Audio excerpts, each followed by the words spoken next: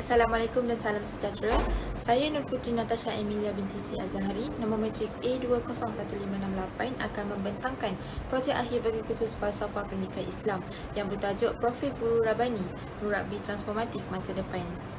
Guru merupakan ejen perubahan yang sangat penting dalam sesebuah masyarakat. Mereka bukan sahaja menyampaikan ilmu tetapi turut membentuk akhlak, sasiah dan kepribadian murid. Oleh itu, guru yang berkualiti mampu melahirkan generasi yang berkualiti pada masa depan. Guru Rabbani ialah pendidik yang membimbing manusia mengenali dan mendekatkan diri kepada Allah. Pada pendapat saya, guru seperti ini bukan sahaja mengajar untuk mencapai kejayaan akademik, tetapi turut memastikan ilmu yang disampaikan membawa murid kepada kejayaan dunia dan akhirat. Matlamat utama pendidikan Rabbani adalah melahirkan murid yang memahami peranan mereka sebagai hamba Allah dan khalifah Allah. Ini bermaksud murid bukan sahaja taat kepada Allah, malah mampu memberi manfaat kepada masyarakat dan memakmurkan bumi dengan amanah. Guru Rabbani perlu membimbing murid mengenali Allah serta membentuk akidah yang kukuh. Selain itu, guru juga perlu memastikan murid memahami dan melaksanakan ibadah dengan betul kerana akidah dan ibadah merupakan asas kepada pembentukan sasiah seorang Muslim. Selain ilmu, guru juga berperanan membina akhlak dan integriti murid.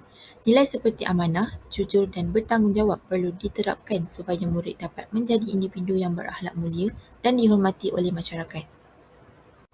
Guru turut membantu murid mengawal emosi dan hawa nafsu. Kemahiran ini penting kerana murid akan berhadapan dengan pelbagai cabaran dalam kehidupan dan perlu membuat keputusan yang bijak secara rasional. Seterusnya, guru perlu melahirkan murid yang berdisiplin dengan menghargai masa, menepati janji dan mengurus kehidupan secara sistematik. Disiplin merupakan salah satu faktor penting yang menyumbang kepada kejayaan seseorang. Guru yang saya impikan ialah guru yang berjaya melahirkan murid yang memberi manfaat kepada orang lain. Ilmu yang diperoleh perlu digunakan untuk membantu masyarakat dan menyelesaikan masalah yang dihadapi oleh manusia. Setiap murid mempunyai potensi yang berbeza. Oleh itu, guru perlu membantu murid mengembangkan potensi mereka dari segi akademik, fizikal, kemahiran dan keusahawanan supaya mereka dapat mencapai kejayaan mengikut kelebihan masing-masing. Pada pandangan saya, peranan murabbi merupakan ciri paling penting bagi seorang guru. Murabbi bukan sekadar menyampaikan ilmu tetapi mendidik murid secara menyeluruh dari aspek rohani, emosi, akhlak dan intelektual. Sebagai muallim, guru bertanggungjawab menyampaikan ilmu yang bermanfaat dan membantu murid memahami sesuatu pelajaran dengan lebih jelas. Guru yang berilmu mampu meningkatkan minat murid terhadap pembelajaran. Selain itu, guru juga perlu menjadi mursyid atau pembimbing.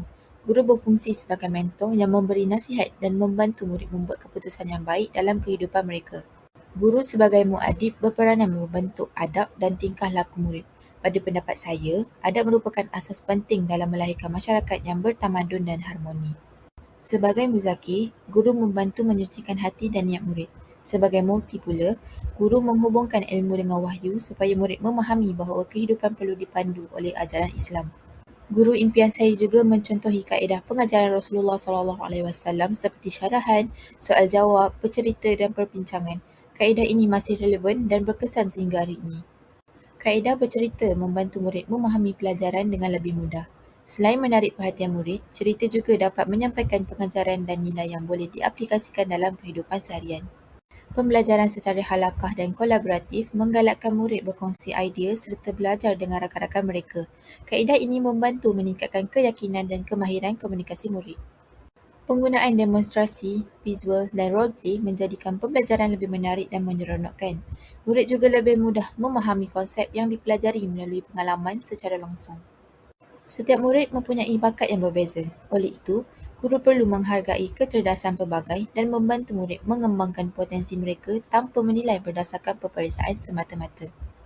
Kasih sayang merupakan elemen penting dalam pendidikan. Guru perlu memahami murid, membimbing mereka dengan hikmah dan sentiasa mendoakan kejayaan mereka agar hubungan yang terjalin menjadi lebih erat dan bermakna.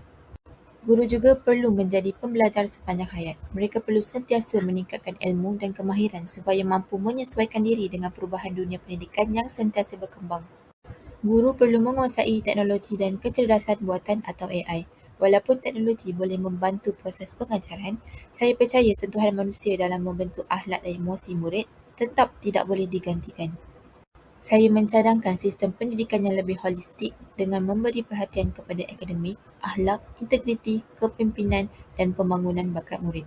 Pendekatan ini lebih selaras dengan konsep pendidikan Rabbani. Kesimpulannya, guru Rabbani impian saya ialah guru yang berilmu, berakhlak, penyayang, berwawasan dan mampu membentuk generasi yang cemerlang dunia dan akhirat. Guru seperti inilah yang diperlukan untuk melahirkan masyarakat yang sejahtera dan berakhlak mulia. Sekian, terima kasih.